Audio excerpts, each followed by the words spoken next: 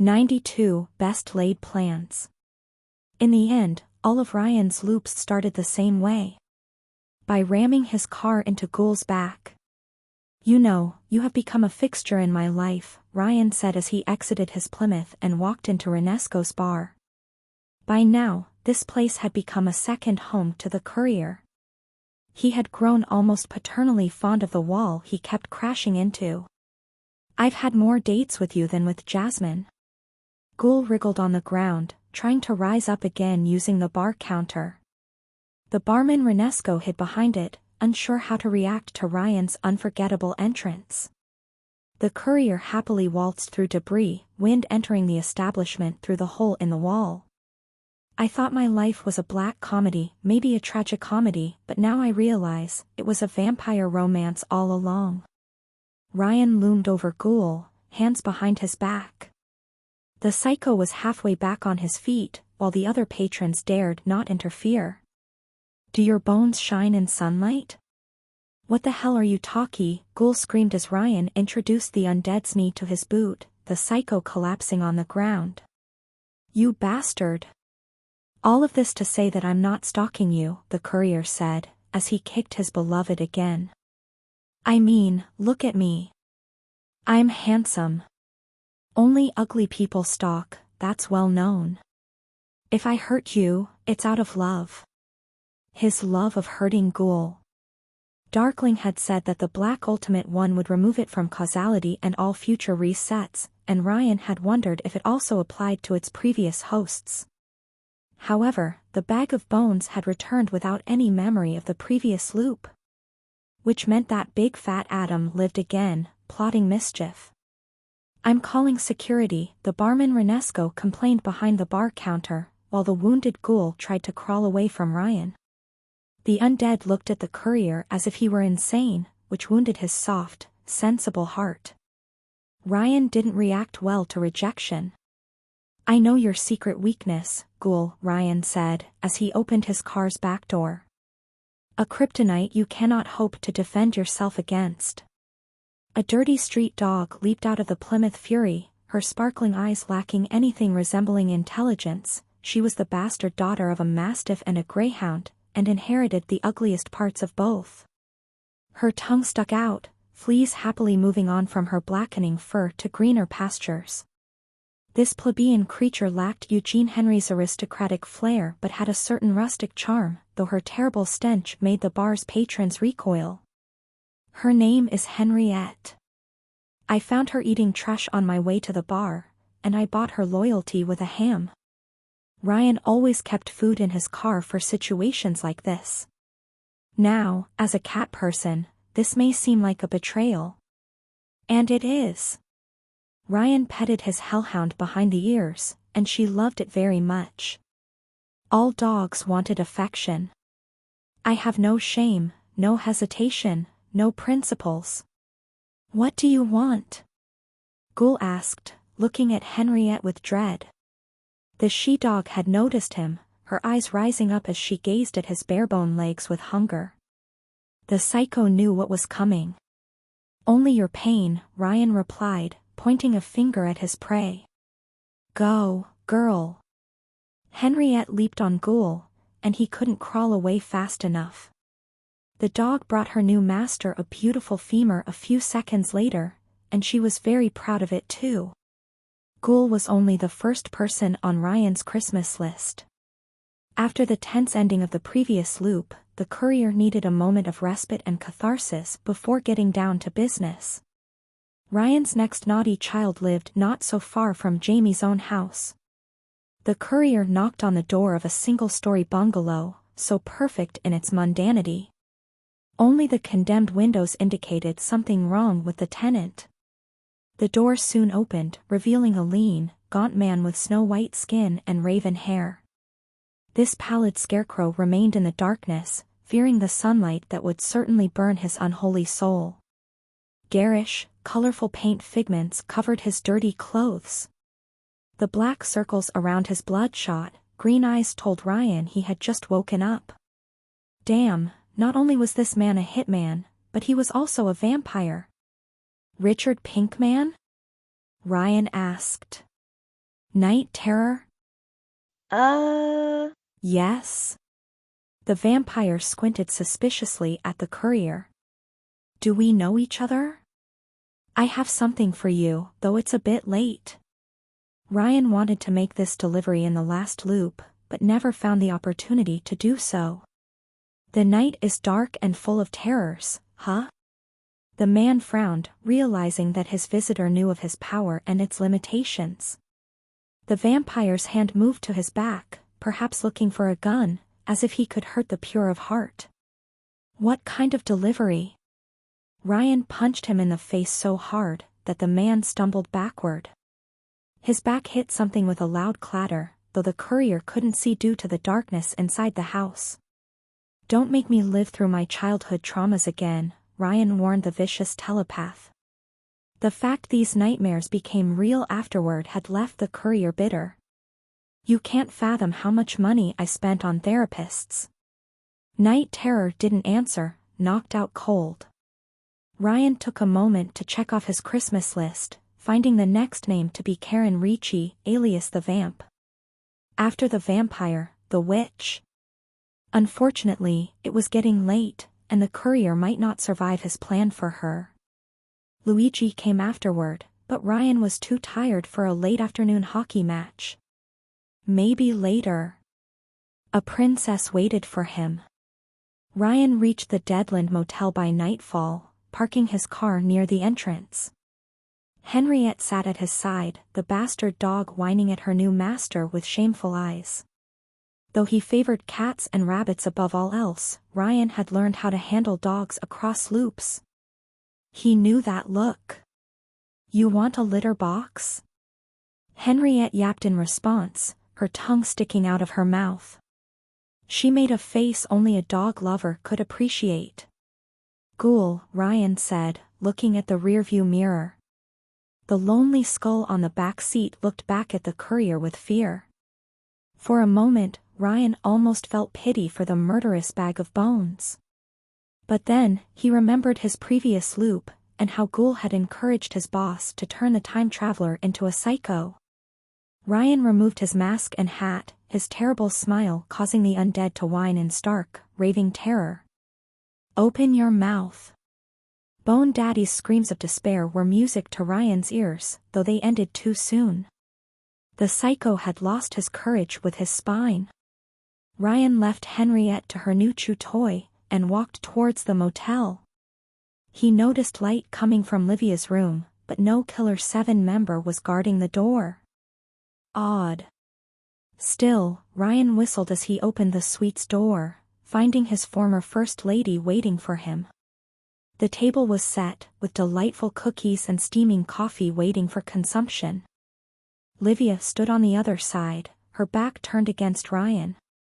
She wore an elegant blue leather coat and long velvet gloves, a true femme fatale straight out of a detective noir movie.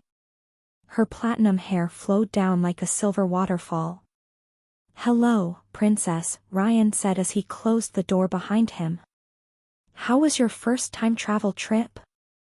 Livia turned around, her blue eyes observing him with cold amusement. Her face reminded Ryan of her Aunt Pluto's lovely deadliness. Pretty good, she said, her tone dangerous. Though it will be the last. Ryan frowned.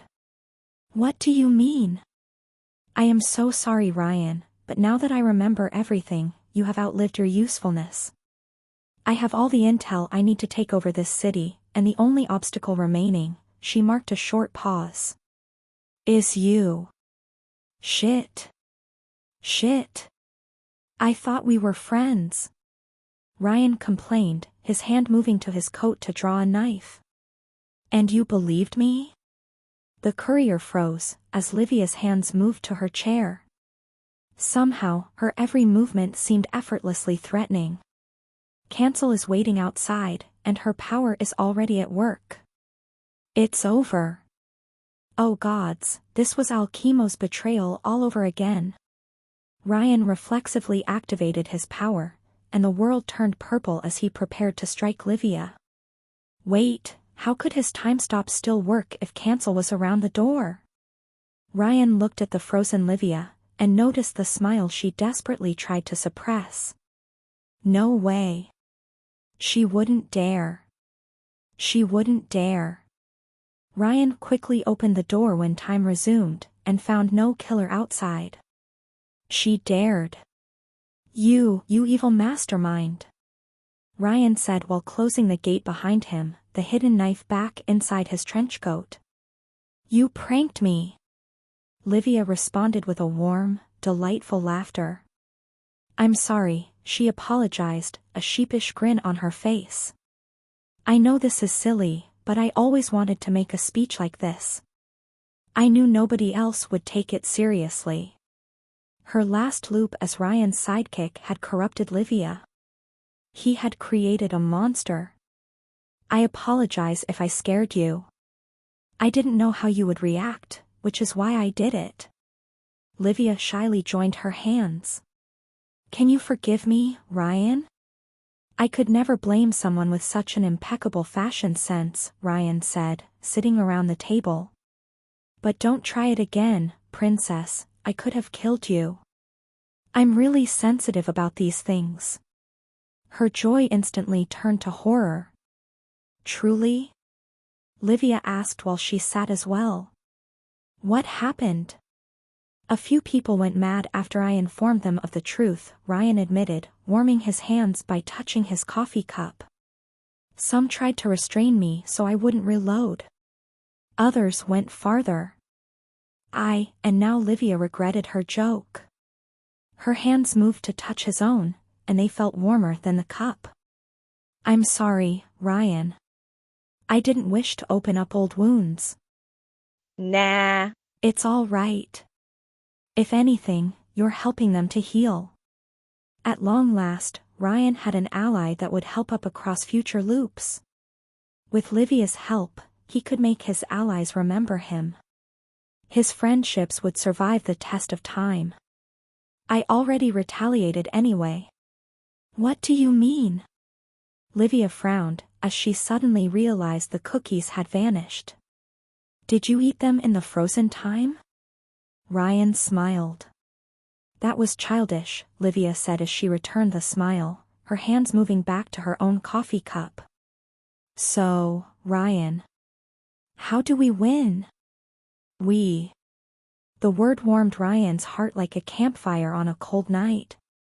Ryan shared with Livia the previous loop's end. How he and Len confirmed that Dynamis kept a mutated bloodstream prisoner inside their lab fortress, and how Len's presence allowed it to escape. He told her of his allies' last stand against Alphonse Monada, how Bloodstream destroyed New Rome, and how Augustus chose to attack Leo Hargraves rather than stop fighting. The courier didn't mention how he managed to hurt Lightning, but though his daughter might not react well, and Ryan himself didn't fully understand what happened. He needed more time to figure that part out. The more Livia listened, the deeper the frown on her face. "This is horrifying," she said, sipping her coffee thoughtfully. "Seeing your stepfather in such a state. I hate him." Seeing Bloodstream devour his own daughter only reinforced Ryan's poor opinion of him. "Death will be a mercy. Can we even kill him? If he makes up Dynamis' knockoff elixirs, then a part of him will remain within countless genomes. I have the formula for Dr. Tyranno's vaccine. Unless Bloodstream's core is in contact with Len's blood, he won't develop an immunity to it. The monster didn't do so either when Shorty's fluids touched a knockoff elixir, perhaps because her father had very little control over his fragments while neutered by Dynamis. But it works through injections, Livia pointed out. Even with the best vaccination campaign, many will refuse to give up their powers. Especially since most paid a small fortune for them. Yeah. And people smoke while thinking they'll win the coin toss. Ryan let out a shrug. "I have an idea in mind, but I want your opinion first." "How much time do we have?" "I ran simulations while listening to your tale," Livia said, joining her fingers. "Now that I know what is inside Lab 66, my visions are more accurate. The odds of this pandemic are low, but increase dramatically if Alphonse Monada takes over Dynamis. And he will, given time. It might take a year or 10, but the odds increase with time. It can happen even under Hector Monada's chairmanship. The incompetent chairman didn't worry the courier much. By now, he had realized that Adam Smasher was the real threat among his family. The strongest, the most determined. Bloodstream would need to go whatever happened, but Livia's prophecy reassured Ryan somewhat.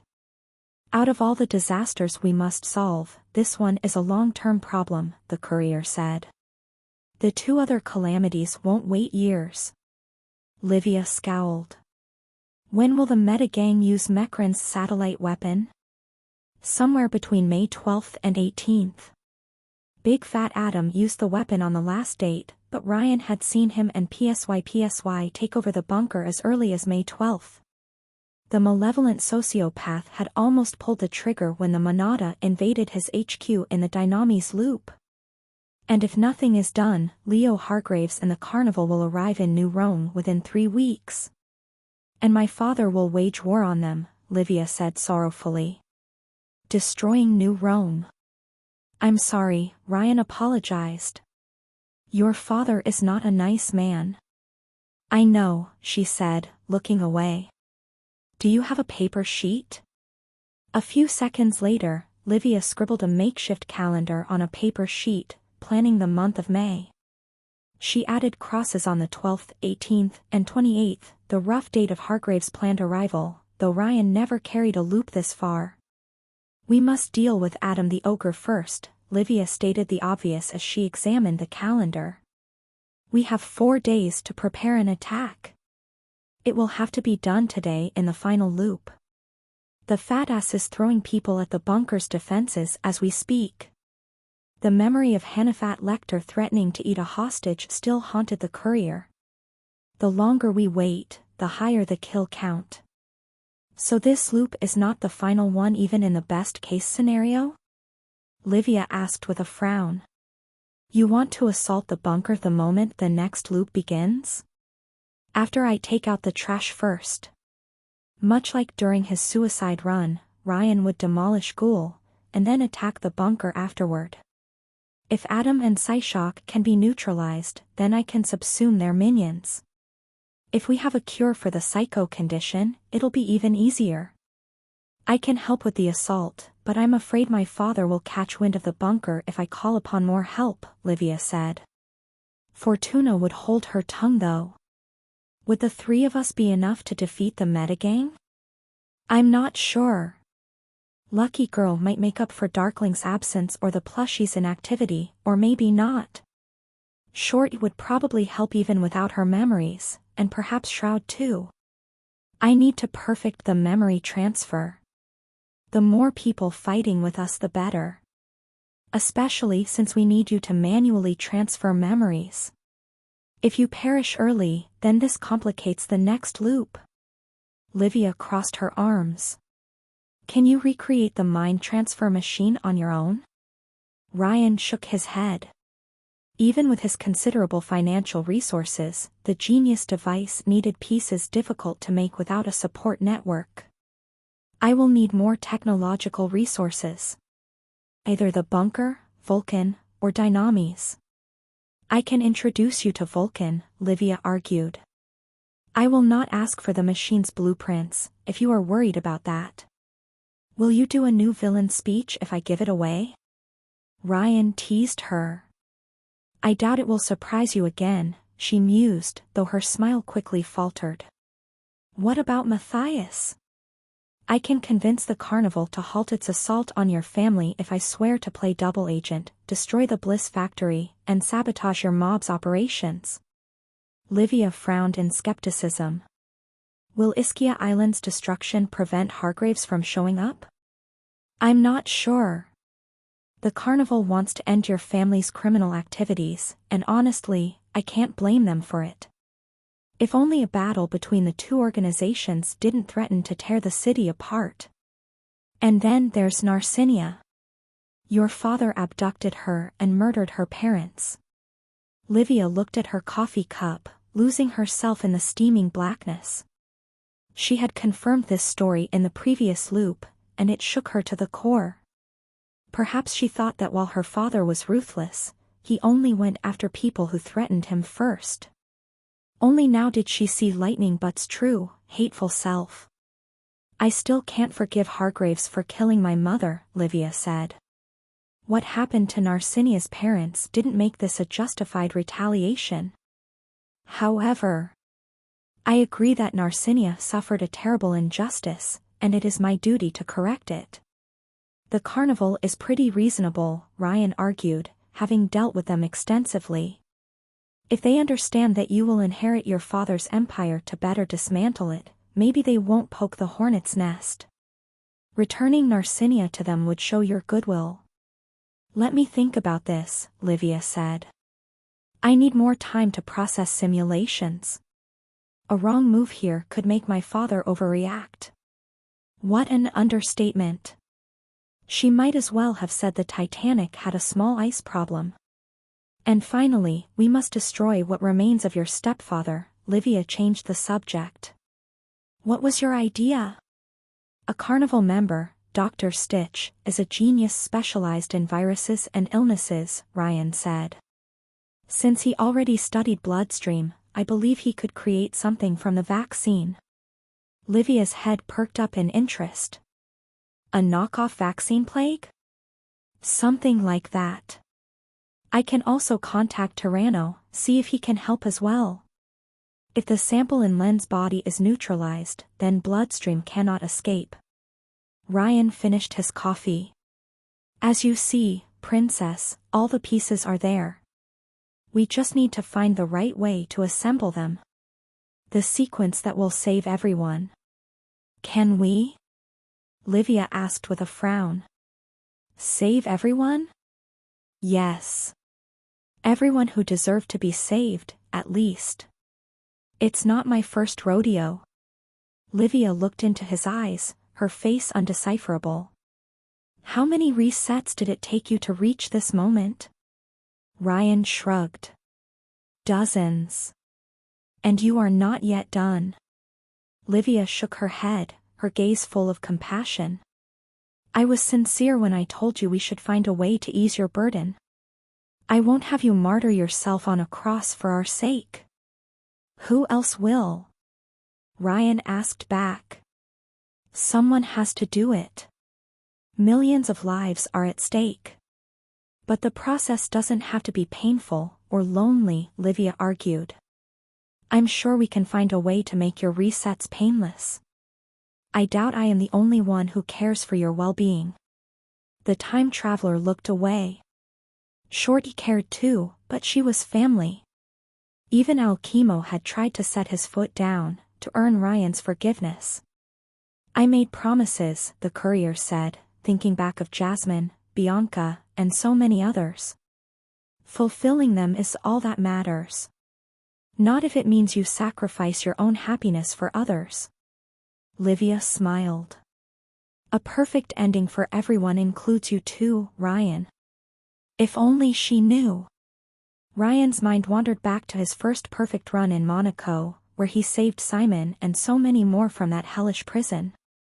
Though he gave a happy ending to everyone else, the adventure left the courier with a bittersweet taste. He alone had remembered the moment they all shared together. His perfect runs afterward had left him with the same feeling. But this time would be different. He hoped things would change this time around. He wanted them to. I will try, Ryan said. Any suggestion on how to proceed? Livia answered with a nod. Join my father's organization, and tell the carnival that you will act as their mole to buy time. I can introduce you to Vulcan so you may recreate your brain transfer machine, and I will see how to deal with Narcinia. It will be easier to plan the raid on the Meta Gang if we cooperate closely. Do you think you could turn some of the psychos against Adam before we attack the bunker? What about Saren? Ryan shook his head. Saren only attacks the harbor if Ghoul can back her up and Psyshock isn't neutralized, but I need to offer the bag of bones to appease the carnival and that telepath has to go. I have no other means of contacting her for certain. I am not certain that trusting the carnival is the right step, Livia admitted, slightly worried. But I trust you, Ryan. If you feel this is the right way. It's the best option we have right now, Ryan said, rising from his seat. I need to meet with Len now. Both to arrange the memory transfer, and prepare for Psyshock's inevitable raid on the orphanage. I have her brain map, and others. We can arrange the transfer as soon as you have the machine operational. Livia's fingers fidgeted nervously. You will stay at Jamie Cutter's house this time around? It's probable, Ryan replied. That or Len's place. Maybe I will pay you a visit then, the Mafia princess said with a friendly grin. It doesn't feel right you're always the one coming to visit me. Ryan chuckled. You will need a diving suit if I'm moving in with Shorty. I would prefer a drier place, Livia mused. See you soon, Ryan. See you soon, princess, he said, as he closed the door behind him. Now he needed to convince an old friend to have her brain rewritten. A tall order. The courier returned to his car, finding Henriette playfully licking a dejected skull. The light had left out Ghoul's eyes, alongside all his hopes.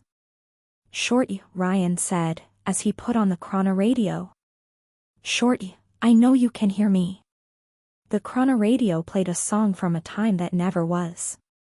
We need to talk, the courier continued, letting out a sigh. Your father is alive.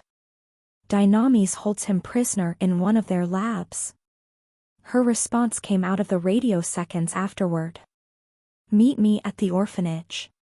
Ryan had heard these words before, but never with that tone. Anger and determination. Dynamis would never know what hit them. 93. Defenders of the Realm. You don't believe me? Ryan asked Len, his feet dangling from the edge of the orphanage's roof. The stars shone brightly in New Rome's polluted skies, their light piercing through the darkness. How can I? Len asked, holding her head with her hands. Her water rifle remained within reach of her hand. Time travel? Downloadable memories? This is insane, Riri. Insane. And my father, you're saying my father is alive, and that Dynamis turned him into. Well, as alive as a virus could be. Wait, could Pluto kill Bloodstream for good if her power registered him? Food for thought. Ryan raised a hand to comfort Len, but his old friend recoiled. Without her memories, all the trust he managed to build up between them had vanished. It would have hurt once, but not this time. With Livia's help, forgetfulness would no longer be a curse, but a temporary obstacle. If he could convince Len to accept the memory transfer procedure, which considering her trust issues might prove difficult. Perhaps Ryan should save a few seconds after he began a new loop? If he could only bring back a person at once, this would at least make the memory transfer permanent. They would only remember one loop, so it was an imperfect solution, but it was better than nothing. This is too much. Too much. I need time to process this. Len joined her hands, hyperventilating. It took her a few minutes to recover, and Ryan waited patiently. I need to see the tech in question, Riri. If it's really mine, I will recognize it. All the other stuff, you could have invented or learned through other means, but... Sure, Ryan replied with a warm tone, trying to reassure her. Anything you need. Len took a long deep breath. Riri. What happened to me? She asked with a soft, weak voice. When we reached that lab, assuming I believe your tale, you said I died. But not how. How did I perish? You really want to know? Ryan asked with a sigh. It will hurt, Shorty. More than everything else you told me? She struggled to hold back tears. He killed me. Yes, Ryan admitted. She deserved to know the truth, no matter how horrifying. There's a piece of him in your blood. Some kind of sleeper agent or tracking device. When you approached your father, I became him. Warm tears rained down Len's cheeks, while she pinched her nose not to sob. Perhaps a part of her always knew it was a possibility, even if she refused to believe it. She did believe Ryan. Even if the tale sounded outlandish, Shorty still thought her oldest friend wouldn't lie to her. No matter how horrifying the tale. Ryan struggled to find the right words, so she wouldn't panic. If the blood sample inside you could transform you into a monster, maybe it can do something subtler? Len glared at him, her sadness transforming into anger. You're saying that my father influenced my thoughts. That my feelings for him aren't my own. Maybe they are, or maybe not. But the doubt remains as long as you carry that infection. The courier crossed his arms. Len, we have to remove it. Not only for everyone else's sake, but yours too. How? It's inside me, Riri. It's in my blood like a cancer, and your vaccine won't work on it. I know a few geniuses who could help. He had already sent an email to Dr. Tyranno through the Scaly's secure channel, offering him to cooperate on knockoff research, and asking for information about his secret Monster Girl project, much to the courier's shame. One can even help you with my depression? Len frowned. I'm not a problem to be solved. No. That was exactly why he had been opposed to interacting with her across many loops. If her experience didn't carry through, then the courier would treat her less like a person and more like an equation. It's, if you want. After recovering your memories. And if I don't want your transfer? Len wiped away the tears with her hand. Will you repeat this conversation until I say yes? Ryan paused to consider the question, realizing that his entire plan hinged on Len accepting the memory transfer. If his amnesiac friend wouldn't, then what could he do? Kidnap her and transfer the memories by force?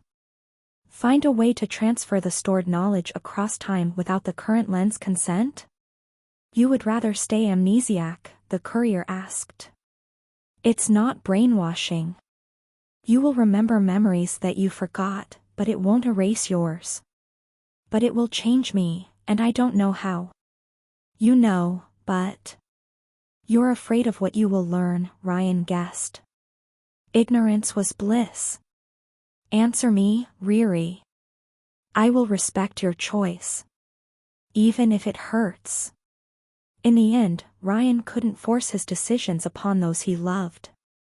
I can offer my hand, but you have to reach back too. Len raised her knees, holding them with her arms in a fetal position. Her expression was thoughtful, undecipherable. Psyshock will attack this place in 2 days, Ryan reminded her, changing the subject. We need to prepare for it. This place is rotten, Len said, glancing at New Rome's bright neon lights. The deeper I go, the stronger the stench. The flashy colors only hide the ugliness underneath. I agree with you that most of the locals don't have fashion sense, but there are quite a few locals overflowing with glamour. Ryan should introduce Len to wardrobe at one point. Where did you go after we split up? The Canary Islands, Len admitted. The sub's autopilot tried to bring me to the USA, but an engine problem halfway redirected it to the closest island. I stayed a few months there before moving on. So the Laika had honored its namesake. Pretty nice place, Ryan said. I'm surprised they managed to establish an independent republic from Dynamis, considering how half of Spain has fallen under their control. Len's head perked up in surprise. You went there? Yeah. I think it was 200 years ago? Ryan's memory was a bit foggy, as his adventures in North Africa hadn't been memorable. A while ago. We must have missed each other. It was nice.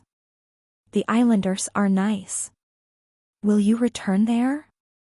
Ryan asked, his old friend shaking her head. They still fight each other sometimes, she said. Wherever I went, there were always genomes who wanted more. I couldn't make a difference there, and I couldn't make a difference in New Rome either. You still can. Even if we reveal how the knockoffs are truly made of, dynamis will continue to oppress people. If they could do something like that for a few more euros, then they're capable of anything. She shook her head. And the Augusti destroy lives through drugs and blood money. I've seen the ruins of Malta below the sea, Riri. Augustus made an underwater tomb for thousands. She wasn't wrong, but again she only saw the darkness and missed the stars. I think these groups can change, Ryan said, remembering his Il Miglior loop and his discussions with Livia. If the right people are in charge. I hope you're right. But you don't believe me. Ryan shrugged, rising up and walking on the roof. It's fine, I'll change your mind. You're going? Len bit her lower lip. You can stay, you know. Thanks, Ryan said from the bottom of his heart. I still have another date though. He moved to the door separating the roof from the levels below, but his hand stopped on the handle. Len, there's something I never dared to ask you before, in any of our conversations. Ryan peeked over his shoulder, Len still sitting on the roof's edge. That day, when I returned to our hideout, you and the sub were gone. Did you leave, or was it the autopilot? Len looked away, avoiding his gaze. I waited for you and Dad until the last second, and when you didn't return, I didn't know what to do. I thought you were both dead, and I just let the Leica carry me away. With her family gone, Len had lost all hope for a better life. But she had waited for Ryan until the very end. And so, he wouldn't abandon her. Ryan left Len to meditate on what he told her, crossing paths with little Sarah in the stairs. She must have tried to eavesdrop, only to find the door firmly closed. Hey, pint size, the courier waved a hand at this petulant child, delighting in teasing her. Have you seen my dog? I'm taking her on a walk. Wait until I hit puberty, jackass, the child replied, crossing her arms while pouting. Your doggy is playing with that lazy cat and your rabbit outside. Ryan's hands hastily moved to his trench coat, searching his pockets. A-bomb? Check. Guns? Check. Knives? Check. Buzzer? Check. Plushie? Not check. Uh-oh. Ryan rushed outside much to Sarah's surprise, slamming the orphanage's doors open. He found Henriette playing with Eugene Henry in the yard. The courier had introduced his pets to each other, and the aristocratic cat dealt with the low-born dog the same way a noble did with a peasant, by trying to ignore her entire existence. Still, Henriette proved too obstinate, or too stupid, to realize that. She kept licking and nuzzling the cat in an attempt to elicit a reaction, to no avail. And the plushie sat on the steps, the button on its back switched on. The vile, long-eared demon glanced south of New Rome, perhaps dreaming of setting the city ablaze. How? Ryan didn't let it anywhere near the orphans. Who could have stolen it from him and switched the machine on? Unless the courier had assumed a meta-gang member accidentally switched it on during the last loop, mistaking it for something harmless. But now that he thought of it, the timing of the furred horror's rescue was a bit too perfect. You could always activate, Ryan guessed in horror. You were just pretending. All this time, the time traveler thought he had bound the demon inside a pentagram, but it could always step over. Ryan's illusion of control shattered, his fingers trembling with dread. For centuries, he had lived at the mercy of a horror that he had called, but couldn't put down. The plushie looked at his maker with its big blue eyes, and then behind him Ryan froze, as he heard little Sarah had followed him outside. The courier's heart skipped a beat, as he watched all his hopes for this loop go down the drain. And then the abyss looked away. The plushie ignored them both, and gazed at Mount Augustus. It didn't enter cute mode, didn't make a sound. No pre-recorded message answered Ryan's words, neither a laser nor a switchblade shed blood all over the orphanage. The plushie didn't want to play. "You aren't going to kill anyone?" Ryan asked his dreaded creation. "Not even disembowel a psycho or two?" No answer. Ryan didn't hear the whispers either. Alien voices followed in the plushie's wake, but they had gone silent. The toy's eldritch shadow, once so fearsome, had shrunk in size by half. "You're talking to a toy," little Sarah said. "I knew you were a druggie." Not even the promise of slaughter or the presence of pre-teens elicited a reaction. Instead, the plushie kept glaring at Mount Augustus with its big blue eyes, the menacing aura within them replaced with sourness. Ryan reached a terrible conclusion, the maddening truth clear for all to see. By defeating the plushie so thoroughly, Lightning but had done the impossible. He gave it depression. Ryan knocked on Shroud's door next. His visit was a bit earlier than usual, but he sweetened the deal with a free stuffed ghoul. The psycho had gone torpid, to the point Ryan wondered if his immortality gave in. Though Ryan didn't mention time travel, he told the translucent vigilante almost everything else. Both sat on opposing chairs for an hour inside Shroud's hideout, the vigilante silent as a tomb. By the time his guest finished his tale, all windows had cracks and dawn rose on New Rome outside. Matthias Martel only said one word. "Fuck." "Pretty much," Ryan said. "I'm pretty sure the knockoffs also contain carcinogens, though I can't prove it." Shroud joined his hands, meditating on what he had learned. "Do you have a hard proof that bloodstream makes up the knockoffs?" "We destroyed all our samples to prevent him from returning." "I have." Len allowed Ryan to take a drop of blood for study, which he offered to the vigilante. "Put this in contact with a Dynamis knockoff, and you will see. Keep a flamethrower nearby though." "I will need the vaccine data too," Shroud said, as he carefully examined the blood in a syringe. Even now, Ryan half expected it to burst out of its container. "If our genius confirms what you said, then we will have to come to New Rome in force." "I would rather avoid that," Ryan said. "Trust me, you will get a lot more than pigeon shit on your windshield if you do that, Maddie." The glass manipulator's armor seemed to shift, threatening to grow spikes.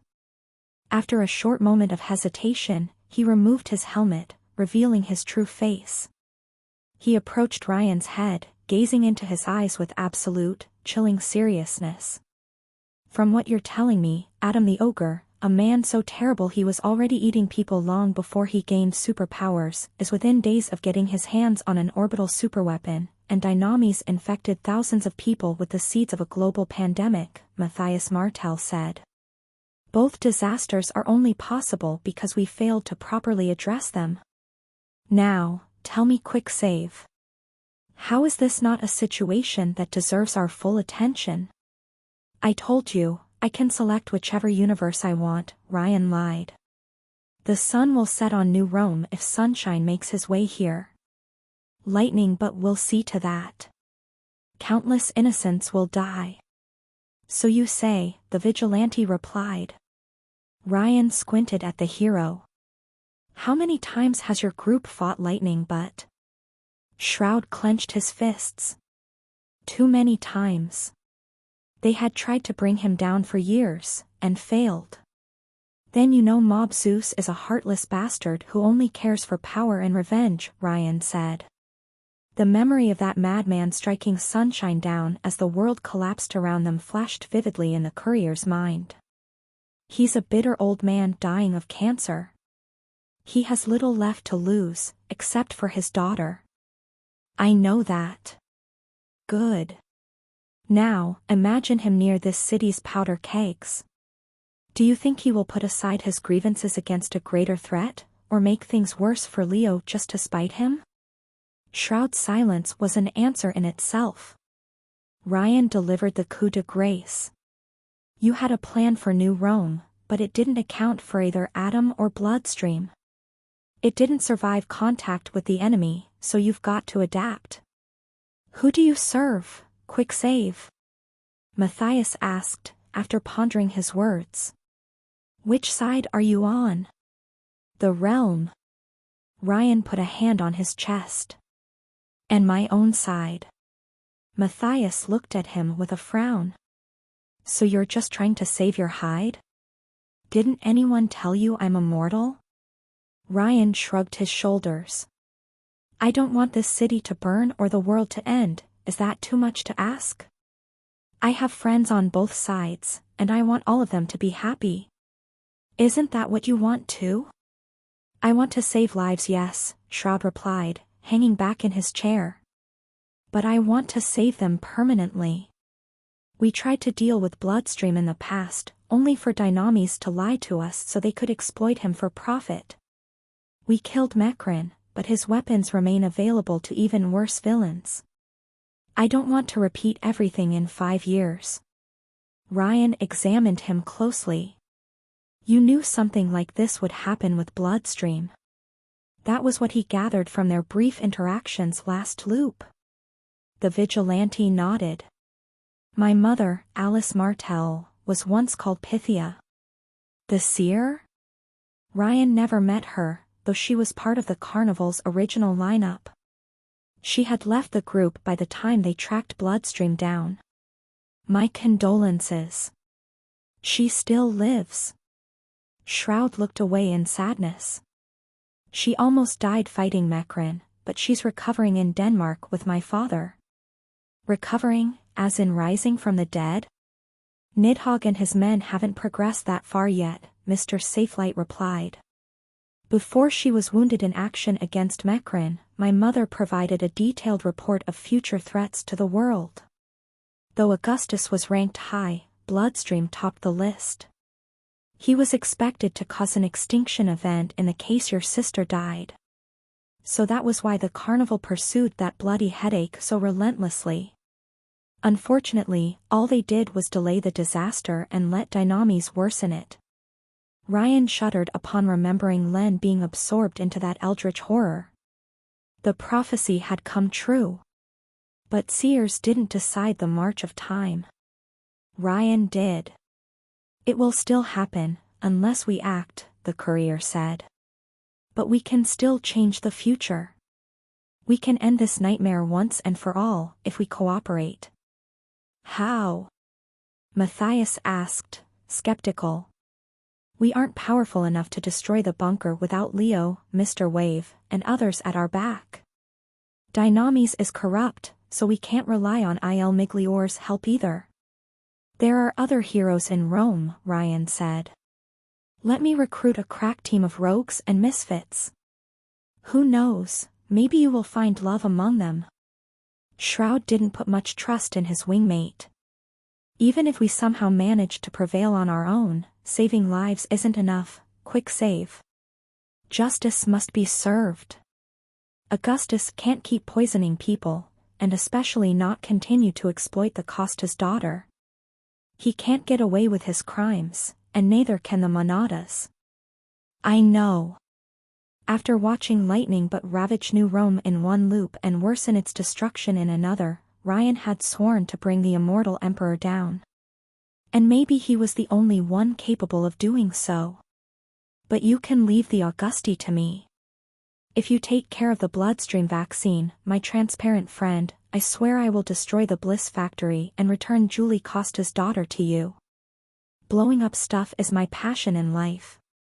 You can't expect Leo and the others to wait things out. There are other Mecran bases, Ryan said, the vigilante's eyes widening in alarm. The bunker below the junkyard is one of many, but I recorded their locations. Sunshine can hunt them down while we deal with the situation here in New Rome. With his legacy wiped out, we can finally exorcise Mecran's ghost for good. With luck, the Mecran base could also cause the Bahamut to self-detonate, preventing anyone else from using the orbital laser ever again. And the Monadas? Shroud asked. Hector is mad, Fallout is madder, and Blackthorn lied to us. Actually, though his fashion sense would tell otherwise, I believe our dear gardener is the cleanest of them. Ryan remembered Enrique complaining to his brother about lying to him at the end of the previous restart. Jasmine had also told the courier that the manager was supposed to manage knockoff elixirs production until he visited Lab 66 and left in disgust. He must have found his family's dirty secret then. Adam Smasher was too fanatical to back down, and his father too corrupt. Blackthorn though. Ryan had mistaken the gardener for a closet supervillain, but he had his heart in the right place. Enrique was Livia's counterpart in Dynamis. A well-meaning man trying to reform his organization from the inside, but too bound by familial love to take a hard stance. They both needed to inherit for New Rome to know peace. Removing Hector Monada would be easy. Ryan only had to reveal his corruption and alliance with Hannafat Lecter. Fallout wouldn't give up power without a fight though. We can work with Greenhand to clean up the skeletons in his company's closet, Ryan said. I think a part of him wants to take action, but he isn't sure how. If you approach him with hard data about the danger his company's miracle drug presents, he might turn his coat. I will inform Leo and Stitch about your plan, but I can't guarantee anything. Shroud marked a short pause. You said Psyshock will attack Rusttown's orphanage on May 10th? Yes, and will counterattack immediately afterward. The reason why the carnival was so effective was because of my mother, Shroud said. Now I see why. After she fell ill, I tried to pick up the slack, but I cannot see the future. You can though, quick save. It's almost unfair. Trust me, I earned that knowledge. Matthias said nothing, examining Ryan carefully. His eyes wandered to the courier's mask and hat, the vigilante's face straining. He didn't say a word for half a minute, as if trying to figure something out. Have you fallen for me? Ryan asked. Trust me, I get that all the time. How far can you go back? The courier was thankful for the mask shielding his face. Sorry? It can't all be visions of alternate timelines. You know too much, with too many vivid details. Even a powerful blue like my mother would be hard-pressed to provide all the secrets you hand out like candies, and you're a violet. You know me. He was far too sharp for his own good. You don't just freeze time, Matthias guessed. You control it. You're a chronokinetic. Ryan's first instinct was to deny the truth, to mislead. Instead, he held his tongue and considered his next words. For centuries, the courier kept his cards close to his chest. His misadventures with Alchemo and so many others had taught him caution. But at one point, that caution turned into paranoia, until he could trust no one. Trust was a two-way street, an open wound. Ryan only found the strength to reach out for Jasmine when all was lost, and she wagered her life on his success. Livia was a case of bad luck, but they learned to trust each other. Bianca sacrificed his life for him. Even Alchemo had made an effort to make up for his mistakes. Slowly, Ryan Romano had learned to open his heart. Though he killed the time traveler a few times before they got to know each other, Matthias Martel had his heart in the right place. He reminded Ryan of Felix, a young man burning with a strong desire to make things right. After interacting with him over so many loops, Ryan had grown to know the vigilante. Even to respect him. Perhaps the courier gave away so much information because he subconsciously trusted the carnival member already. He would have been far more careful about what he said with someone else. Ryan wanted the vigilante on his side, to be a trustworthy ally rather than a means to an end. And so, he took a leap of faith. What if I were, hypothetically? Then I would assume you can't travel very far. Matthias intertwined his fingers. Do you know why we're going all in on Augustus now? We have worked down my mother's list of threats to the world. We've defeated psychos, warlords, and monsters. But we could never beat him. And now we must. Ryan tensed up. He's going to do something. At one point in the coming years, Augustus will attack Dynamis and try to take over Europe by force. He will go all out. It will be Malta all over again, except that he won't settle for anything but complete victory. And though it will cost many lives, he will get what he wants. Ryan remembered watching New Rome burn, torn apart by the Augusti and the Il Miglior Dynamis alliance. The courier thought Sunshine's presence started it, but in truth, it had only accelerated Lightning Butt's timetable. Tyrants didn't go into quiet retirement. When confronted with his inevitable death by cancer, Augustus would take a page from Big Fat Adam's book. He would try to ensure Livia would rule unopposed once he was dead and buried, by destroying Dynamis, the carnival, and anyone he could get his hands on in the little time he had left. Perhaps Lightning Butt thought he would go out in a blaze of glory, leaving his daughter as Queen of the Ashes. Did Livia see it in her visions? Was it why she was so adamant about managing her father so he wouldn't overreact? Since we can't defeat Augustus directly, we decided to cripple the organization, Matthias admitted. Even if he's all-powerful, he is only one man. He needs soldiers to carry out his will, drugs to fuel his war chest. If we do that, quick save, will it stop him? The vigilante's tone was hesitant, begging. He wanted to hear a yes, a confirmation that his efforts hadn't been for naught. And Ryan couldn't say yes.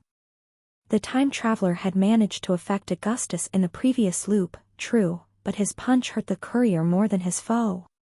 The Ivory Titan's retaliation tossed Ryan through a building, and he then proceeded to survive Leo Hargrave's going supernova. All of this happened after Lightning Butt trounced the plushie so hard that it sent the terrible monster into an existential crisis. Sunshine could bring down Mecrin, but not Augustus. The plushie could destroy the world, but not Augustus. The extra-dimensional horror that haunted Ryan's dreams for centuries couldn't even scratch him. Darkling might have, but it had returned home. Augustus was the most powerful creature on Earth short of the Ultimate Ones, and Ryan had no permanent solution to bring him down yet. Only a hope. I may have a way, Ryan said. To put him down for good. May, Shroud repeated, dejected. May, the time traveler admitted. I need more time. I won't let him win, I swear it. Doesn't matter how long it takes, what it will cost me. I won't let him win. It didn't reassure Matthias at all, but it broke him out of his despair. That extinction event, Adam taking over the Bahamut. It happened before? Ryan hesitated, but then nodded slowly. Matthias Martel lowered his head, trembling with anger. At Dynamis, at the Meta Gang, but at himself most of all. I'm trying to solve this, but I can't do it alone, Ryan admitted, both to the vigilante and to himself. So, are you in? Matthias snickered, a look of determination on his face. Do you even need to ask? And so, Ryan recruited another Avenger to his cause. Only one left. An independent hero unaffiliated with Dynamis, whose power and purity of heart was unmatched. Half a man, half a beast, and the best of both. Ryan typed a number on his cell phone as he exited Shroud's shack, listening to the sound of waves crashing on the shore. He didn't have to wait long, as someone picked up before the courier could return to his Plymouth Fury. Yes? The voice on the other end of the line. Timmy? Ryan replied, opening the door. Henriette yapped from the back seat, while Eugene Henry napped and the plushie sulked. That is the panda's name. Poor boy, he must have waited next to his phone for hours, desperately wishing for a call. The panda can do anything. Even save cats up in trees. It's your lucky day, dear bear. Ryan smiled behind his mask. Tell me, have you considered joining a traveling circus? 94, cheat code. It was May 10th, Psyshock would attack the orphanage any minute now, and a rabbit had hanged himself in the kitchen. Come on, Ryan muttered to himself in consternation. The World Destroyer had used a rope rather than warm intestines, but it had scared little Sarah to death all the same. You know it won't work, right? I've tried. The plushie played dead. The courier's eyes wandered to the walls, covered in gunshots. An empty Beretta awaited on the kitchen's table, alongside knives, lens antidepressants, and alcohol. Little Sarah had come to Ryan crying upon finding the rabbit in this state, and the time traveler couldn't blame her. That wasn't the first complaint he had received either. Another child had found the plushie in the disaffected shower room with a bucket of water, a bloody pentagram, and a jumper cable, though thankfully it didn't steal that from Ryan's car. Somehow the courier found the plushie's behavior even creepier than usual. What are you trying to achieve? Ryan asked carefully, unsure how that pattern would progress. The beast no longer reproduced in the presence of children but no longer seemed to care about them either, which worried the courier. An orphan walked into the kitchen, to find Ryan talking to a hanged rabbit. He looked at the time traveler and then at the plushie, his face as blank as a Dynamy's infomercial. It makes sense in context, Ryan said. The child walked away wordlessly. Ryan looked back at the plushie's big blue eyes, trying to figure out what happened. He remembered what his elixir had told him, when he briefly entered the black world. The plushie didn't understand death, so it killed others in an attempt to figure it out, or perhaps because it found it funny. But its inability to slay lightning had forced the monster to re-evaluate its approach. It had decided to understand death by experiencing it. The plushie was having a suicidal phase. How long would it last? Ryan's own lasted a while, and involved at least 2 plane crashes, 1 yacht, lasers, sharks, piranhas, and as it turned out, spy movies had lied to him, giraffes, drug-fueled orgies, and 1 meteorite. The courier's hand instinctively moved to the pocket where he kept his A-bomb, and Ryan sighed in relief upon finding it safely in its place. And then the plushie's ears rose up in interest. No, Ryan said, shielding his bomb like a maiden's virginity. No, don't you dare. The plushie's head turned to look at Ryan, glancing at his pocket. In the end, the courier left the plushie hanging from the ceiling and wisely slithered out of the kitchen. He felt the dreadful creature's gaze on his back even when he exited the room. If only the courier could pull the off switch. The realization this terrible monster had been pretending it worked all along had crushed all of Ryan's hope of containing it. He thought of all the time he put the plushie on a shelf, thinking himself safe. Even when he and Jasmine. Oh gods, it had been watching all along. Ryan exited the orphanage through the front door on this terrible realization, his heart filled with dread and horror. Happy memories had suddenly turned dark and grim. Riri, Len said, awaiting him outside in full power armor. I have something for you. She tossed him a handheld version of her water rifle, which Ryan gladly accepted. The Metagang's minibus had reached the courtyard. The courier didn't shoot at it on sight this time around, and instead waited for its passengers to step out. Mongrel, more beast than man, Mosquito, utterly anemic without the special blood juice which Ryan provided him in the last loop, and Psyshock, whose mere presence infuriated the time traveler. "Hey, PSY, Ryan," greeted the Metagang's members, while Len's fingers tensed on her rifle's trigger. "I know you won't care, but the kids here are underage. They're way too old for you." "Little Cesare," Psyshock replied, Mosquito cracking his knuckles and Mongrel letting out a bestial hiss. "And is that little Len too? I could recognize her work anywhere.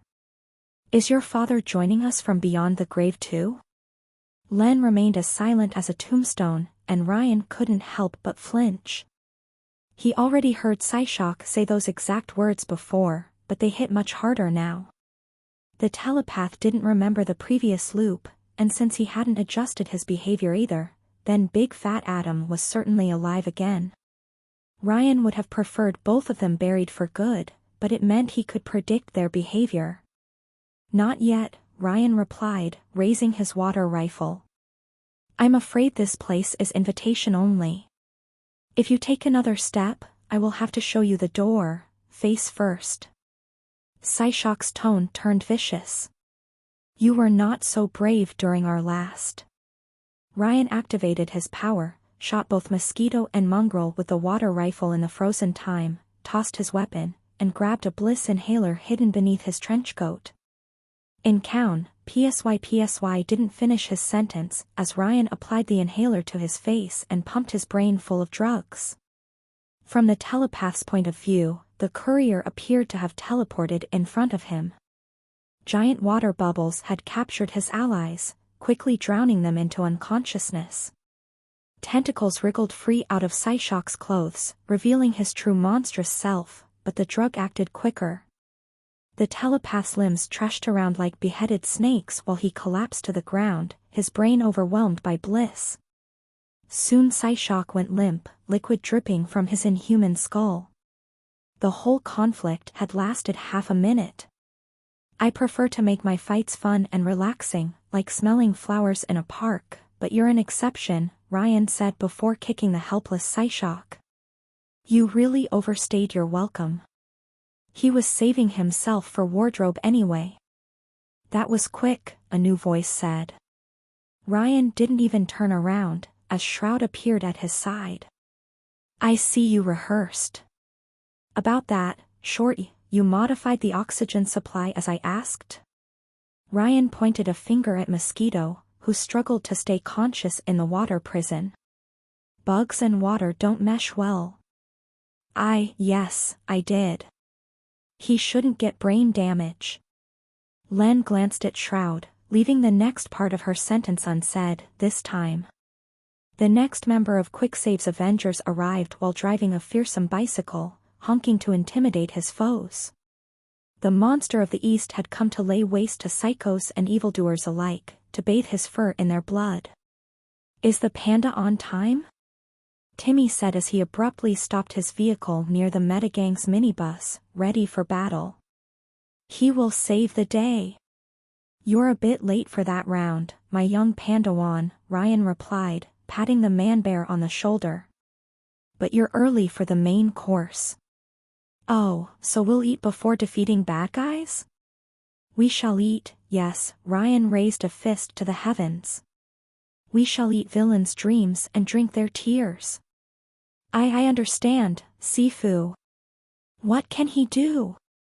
Shroud asked, glancing at the panda with clear skepticism. "He can transform into the most powerful creature on Earth," Ryan boasted on his apprentice's behalf. "I thought he would be a good addition to your traveling circus." That's right." The panda nodded sheepishly. The panda doesn't have much work experience, but it would be an honor to serve with the carnival, sir." "You will learn," Shroud replied with a shrug. "It's not skills that make a hero, it's the heart. You can pick up the first through time and effort, the second not so much." Ryan had half expected the Silikinetic to look down on the panda like Enrique did, and was pleasantly surprised. Then again, the carnival had a tremendously high rate of turnover, so they couldn't afford to turn down volunteers. The mere idea of joining this illustrious group of heroes invigorated the panda, the man-bear ready to take names and prove his worth. How many more are we waiting for? Len asked Ryan. 2 more. Ryan had considered bringing Adam Kitty to the party too, but putting him, his sister, and Livia in the same team was bound to backfire. At this point, Felix was too scornful of his family to stand them. Afterwards, drug bust, and we haul everyone we catch to jail. There is no need to keep them prisoner, Shroud said while glancing at the captured meta-gang members. They are psychos and murderers, nobody will blame you for putting them down. Putting them down? The panda asked, suddenly a lot less enthusiastic. We'll bring them in by the book, Ryan reassured his young Padawan. By the book? And how do you intend to imprison psychos? Shroud asked with heavy sarcasm. They have unique powers. Saren and Frank the Mad in particular will destroy any jail they're put into. Those 2 Ryan could turn around, and he had a solution for the rest. Not if the prison is located 20 leagues under the sea. Mr. Looking Glass immediately caught on and glanced at Shorty. Your underwater base? I cut off some of the habitats from my sanctuary, Len explained with a nod. They're self-sustaining, but isolated. Like in an underwater asylum. Unless they can turn into fish, the prisoners won't swim far before the pressure crushes them, Ryan said. We can try to rehabilitate people before putting them 6 feet under, Glass Cowboy. Even Adam the Ogre? Shroud deadpanned. Now, don't be silly. Walleye will be extradited to Monaco. With luck, the staff would appropriately eat him and call it karma. Psychos cannot be cured, the vigilante said, before crossing his arms in doubt. Perhaps he had guessed Ryan had a plan to change that, though he couldn't tell just yet. Unless you can pull off a miracle. I'm not so sure either, Riri, Len said. But, well, imprisonment is always better than killing. That won't change. Shroud suddenly turned invisible much to the panda's surprise, as the sound of a new car echoed in the distance. Livia's group arrived in a platinum version of Pluto's Lamborghini driven by Cancel. Livia and Fortuna sat at the back. The former wore her Queen Crimson costume, without the helmet but with a new, white cat-themed necktie. The latter used a tight, white latex catsuit that only enhanced her curvaceous form and meshed well with her golden hair. The sight of 2 genomes in fashionable costumes restored Ryan's faith in humanity.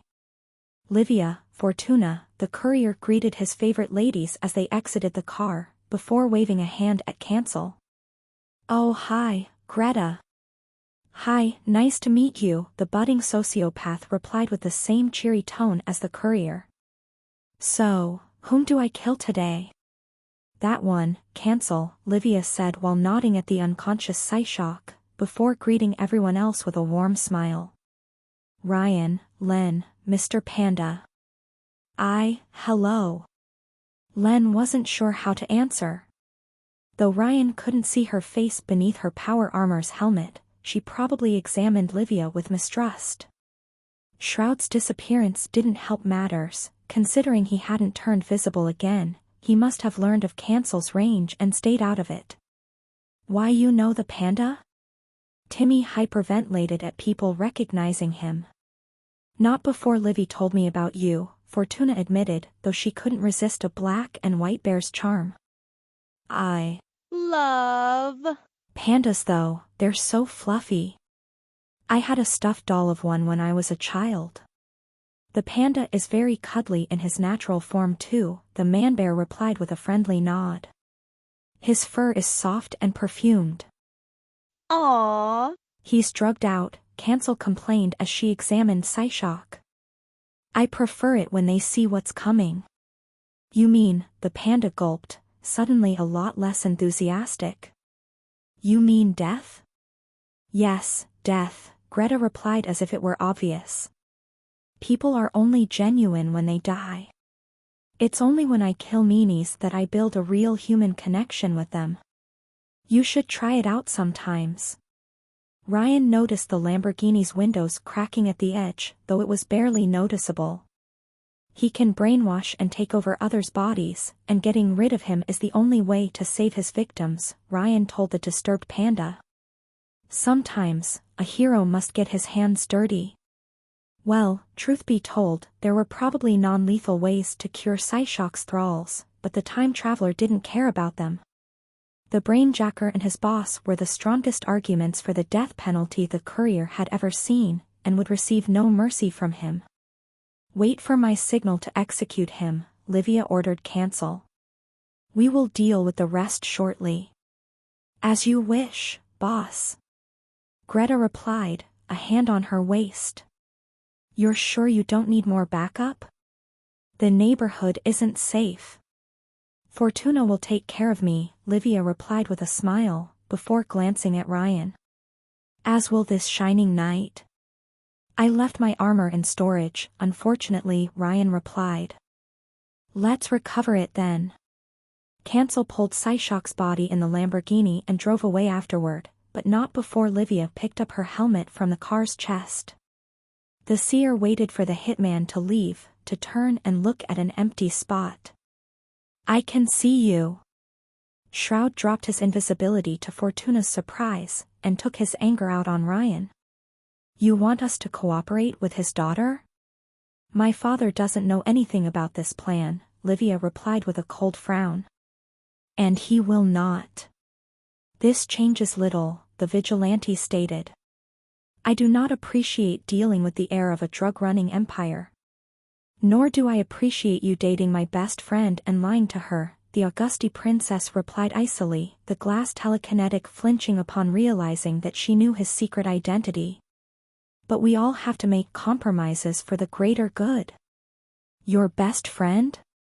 Fortuna scowled. Livy, you like someone more than me? Shroud seemed to suppress the urge to put a hand on his helmet, while Livia reassured the oblivious Fortuna by warmly taking her hand into her own. Of course not, she said, you are more than a friend to me. You are almost a sister. And we would have been if Felix hadn't treated you like crap, the blonde replied angrily. I swear, next time I see my brother I will clout him on his thick head. Shroud crossed his arms. Why would you cooperate with us on this? The same reason as you, Livia answered. To protect this city from destruction. De-destruction? The panda asked, suddenly uneasy. About that, Livy, what are we here for? Fortuna asked her best friend. I haven't mentioned this secret mission to anyone else, not even Narcinia, but I want to know. Shroud looked at Fortuna with a hint of scorn. You came all the way here not knowing why? Well, Livy is my dearest friend, she replied confidently. If a friend needs help, you give it no questions asked. This made Shroud shut up, and he seemed to look at Fortuna with a brand new perspective. Ryan wondered if he was starting to see the good qualities in Lucky Girl, just as the courier did in a previous loop. If only she wasn't so vain, the courier might have dated her seriously. The Metagang has found a cache of Mecran weapons, Livia explained. They intend to use it to destroy New Rome, and we must stop them. For a moment, neither Fortuna nor the panda seemed to have understood what she said. The panda looked at Ryan for confirmation, while Fortuna glanced at Livia as if she were joking. Mecran? The Mecran, she asked. You're joking, right? Livy, we're in May, April is long gone. I am not joking, Fortuna, Livia replied. That is why the Metagang thought they could take our families on. Oh. Fortuna blinked a few more times, before panicking. Wait, why just the two of us? We should tell your father. So he can get his hands on Mecran's weapons?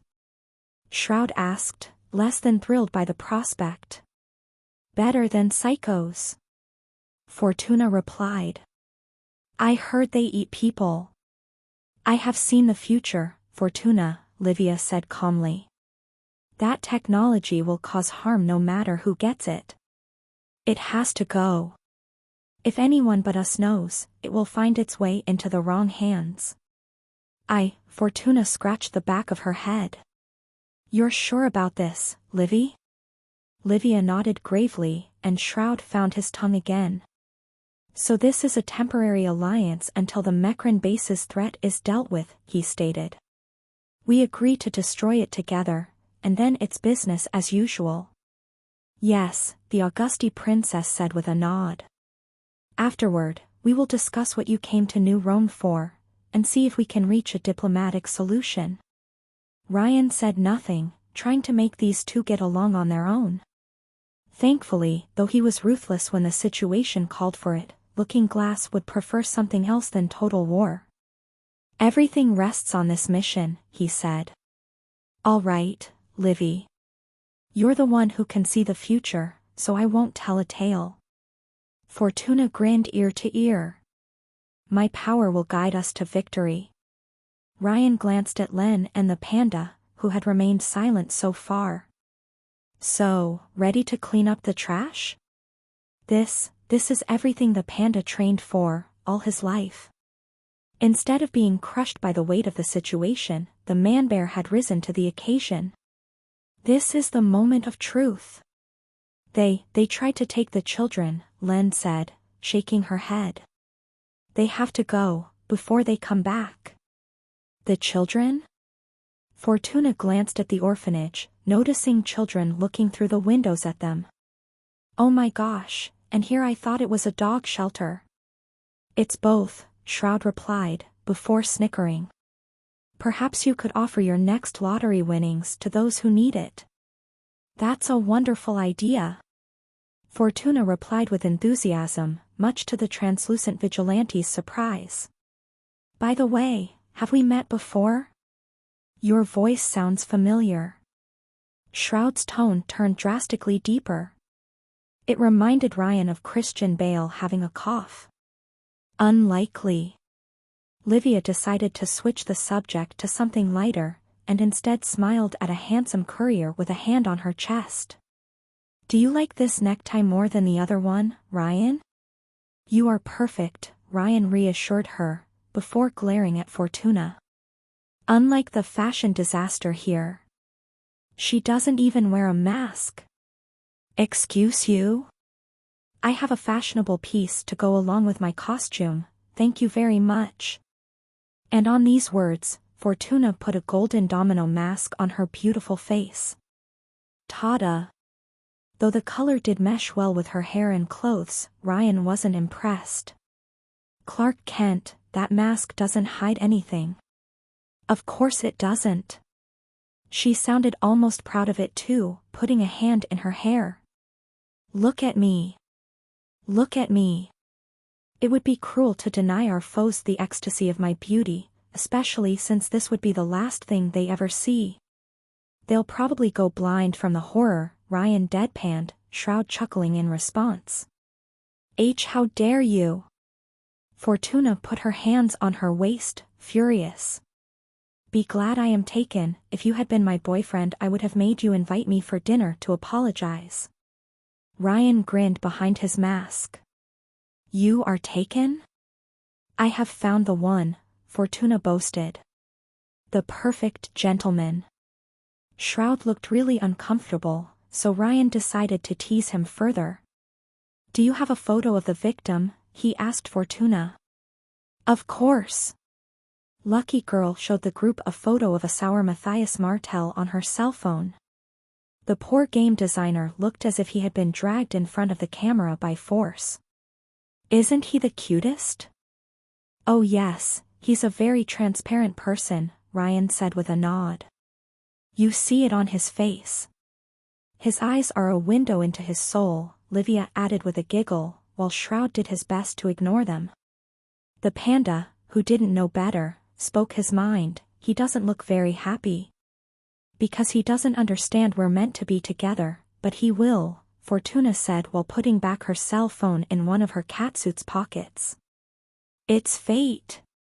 Ryan would have pitied Matthias, but better him than the courier.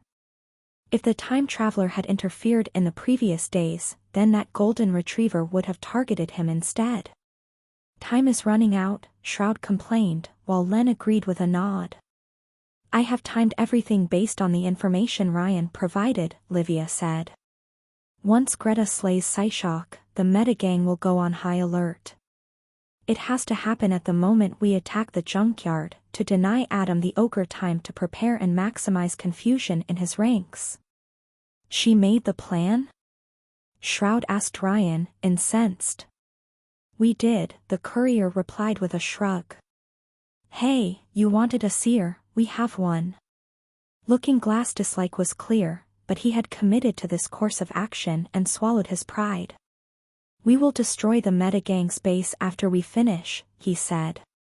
I won't take any risk of their technology ending in the wrong hands. That is the plan, Livia replied aloofly. Len will attack from the water access, while we distract from the front. I will debrief you on the way to the junkyard. How far ahead have you planned? Ryan asked his former first lady. Up until we move inside, afterward things become more difficult, especially since I still can't see you. Livia put a hand on her waist, which made her look glamorous. Surprise me, quick save. Always. Leave it to me, Livy, Fortuna said with a smirk. None of these mutants are getting anywhere near you, I swear. Ryan had long pondered how to break into Mecran's mainframe, realizing it would either take an ungodly amount of loops and memorization, or an army taking huge casualties. Instead, he chose a third option, bringing in a living cheat code. From what Ryan knew of elixirs, he had assumed that lucky girls worked as a guardian angel, influencing events around the spoiled brat to make her happier. Perhaps it thought that Shroud would make the perfect match for Fortuna, or more probably making the vigilante fall in love with her would put her off the carnival's radar. The courier wondered how far yellow elixirs could see in time. Fortuna's power had limits since Ryan and other yellow genomes could counter it, but it was pretty damn powerful. The only true obstacle among the meta for Fortuna would be the land. The Terrakinetic had already slain Lucky Girl once before, so Ryan wasn't in a hurry to see it happen again, but Livia seemed to have a plan to deal with her. After this exchange, the group separated. Len dragged the captive mosquito and mongrel inside the orphanage, to put them in an automated bathysphere and then move on to Mecran's bunker next. Ryan, the panda, Livia and Fortuna boarded the Plymouth Fury, while Shroud flew above them. The courier smashed the accelerator, ready to bring the fight to the metagang. And his car refused to move.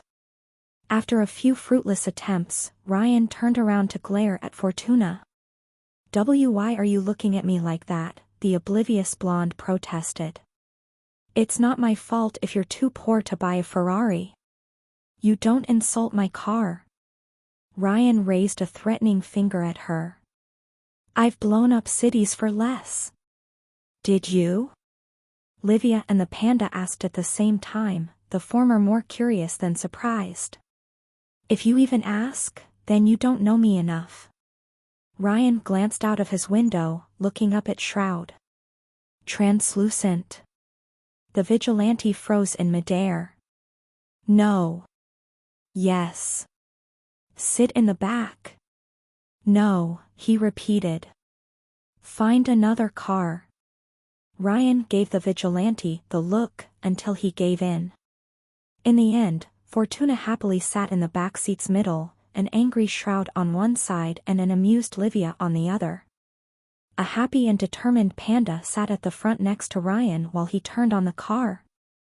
This time, the Plymouth Fury worked again, and Livia couldn't stop chuckling. There was no escape.